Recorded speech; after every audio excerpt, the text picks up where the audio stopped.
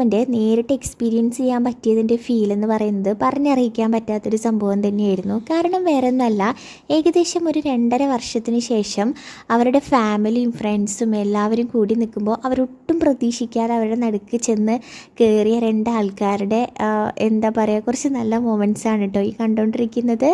അതിനു മുന്നേ എൻ്റെ പ്രിയപ്പെട്ട സബ്സ്ക്രൈബേഴ്സിനോടാണ്, കുറച്ച് ദിവസമായിട്ട് വീഡിയോസൊന്നും അപ്ലോഡ് ചെയ്യാൻ പറ്റിയിട്ടില്ല. കുറച്ച് ഹെൽത്ത് ഇഷ്യൂസും കാര്യമൊക്കെ ആയിട്ട് പ്രോപ്പറായിട്ട് അത് ഫോളോ ചെയ്യാൻ പറ്റിയിരുന്നില്ല. ഇനി മുതൽ മര്യാദയ്ക്ക് ഇടാൻ ശ്രമിക്കുക കേട്ടോ. അപ്പോൾ സുർജിത്തേട്ടനും റിനും ഞാൻ എൻ്റെ മുന്നേ വീഡിയോയിൽ പറഞ്ഞതുപോലെ UK-യിലായിരുന്നു. അവരിപ്പോൾ നാട്ടിൽ വന്നിട്ടുണ്ട്. അതീ പറഞ്ഞ പോലെ എല്ലാവർക്കും ഒരു സർപ്രൈസ് ആയിരുന്നു, ഇൻക്ലൂഡിങ് എനിക്കും ഒരു സർപ്രൈസ് ആയിരുന്നു.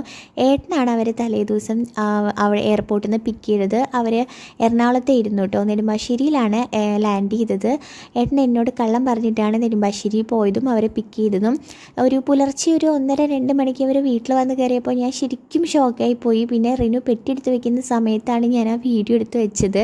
പിറ്റേ ദിവസം അവരുടെ ഷോപ്പിൻ്റെ ഇനോഗ്രേഷനാണ് കേട്ടോ. അതിന് വേണ്ടിയിട്ട് എല്ലാവരുടെയും മുന്നിൽ സർപ്രൈസായിട്ട് അവർ വന്ന് കയറിയതാണ്. ശരിക്കും ആ മൊമെൻറ്റ് ഞാൻ പറഞ്ഞതുപോലെ എനിക്ക് പറഞ്ഞറിയിക്കാൻ പറ്റാത്ത അത്രയും ഇതായിരുന്നു. എല്ലാവരും കെട്ടിപ്പിടുത്തവും കരച്ചിലും പരാതി പറച്ചിലൊക്കെ ആയിട്ടുള്ള കുറേ നല്ല മൊമെൻറ്റ്സ്, കുറേ കാണാതെ കാണുമ്പോൾ എല്ലാ ബന്ധങ്ങൾക്കും അതിൻ്റേതായ വാല്യൂ ഉണ്ടെന്ന് മനസ്സിലാക്കി കൊടുക്കുന്ന കുറേ നല്ല മൊമെൻറ്റ്സ് ആയിരുന്നു കേട്ടോ. എന്തായാലും അവരുടെ ഏറ്റവും നല്ലൊരു മൊമെൻറ്റ്സിൽ അവർക്കും പങ്കാളികളാവാൻ കഴിഞ്ഞതിൽ എന്താ പറയുക, അവർക്കും ഹാപ്പി, കണ്ടു നിന്നാൽ ഞങ്ങളും ഹാപ്പി ആയിരുന്നു. അതൊക്കെ കഴിഞ്ഞ് നോക്കുമ്പോൾ ഏട്ടനെ കാണാനില്ല. നോക്കുമ്പോൾ ആൾ കാറിലിരുന്ന് കരയായിരുന്നു. ഏട്ടന് അങ്ങനെ ഒരു പ്രശ്നമുണ്ട് കേട്ടോ. ഏട്ടന് ഒത്തിരി ഇഷ്ടമുള്ള ആൾക്കാരുടെ നല്ല മൊമെൻറ്റ്സ് ആണെങ്കിലും മോശം മൊമെൻറ്റ്സ് ആണെങ്കിലും ആൾക്ക് കണ്ടുകൊണ്ട് നിൽക്കാൻ പറ്റില്ല. ആൾ പെട്ടെന്ന് എന്താ പറയുക, ഇമോഷണലി ഡൗൺ ആയി പോവും, കരഞ്ഞു പോവും. പിന്നെ ആളെ അറിയാലോ അല്ലേ, സൂര്യചേട്ടനാണ്. സൂര്യചേട്ടൻ്റെ ഫാമിലി ഫ്രണ്ടാണ് കേട്ടോ. സൂര്യചേട്ടൻ്റെ ഫാമിലി എല്ലാം അവിടെ ഉണ്ടായിരുന്നു.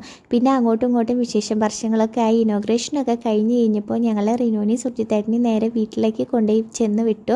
തലേദിവസം ഞങ്ങളുടെ വീട്ടിലായിരുന്നു അവർ സ്റ്റേ ഉണ്ടായിരുന്നത്. പിറ്റേ ദിവസം രാവിലെ അവിടുന്ന് ഫുഡൊക്കെ കഴിച്ച് നേരെ ഞങ്ങൾ ഷോപ്പിലാണ് ചെന്നത്.